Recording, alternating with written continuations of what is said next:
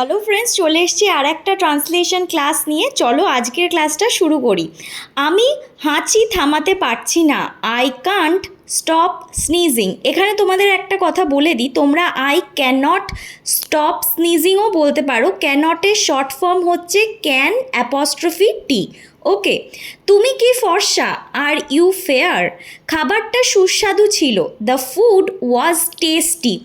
আমার কি পরা উচিত, হোয়াট শুড আই ওয়্যার।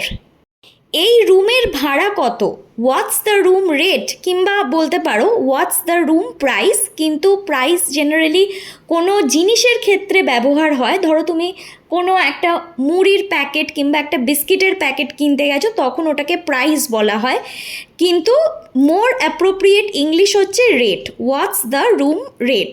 ট্রেনটি কখন এসে পৌঁছাবে, when will the train arrive. তারা কি আজকে আসবে, আর দে কামিং টুডে। রাস্তা পার হওয়া যাক, লেটস ক্রস দ্য রোড।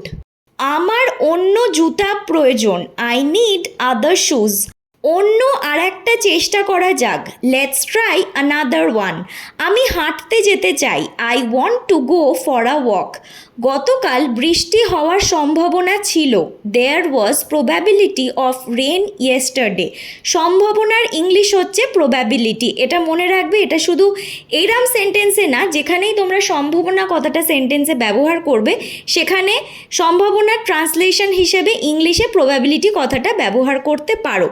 তাহলে আজকের ক্লাসটা এখানেই শেষ করলাম। দেখা হচ্ছে তোমাদের সাথে খুব তাড়াতাড়ি পরের ক্লাসে। আজকের ক্লাসটা ভালো লেগে থাকলে অবশ্যই একটা লাইক করবে আর বন্ধুদের সাথে শেয়ার করবে, আর তাদেরও ইনভাইট করো সুস্মিতা স্পিক্স ইংলিশ চ্যানেলটা জয়েন করার জন্য।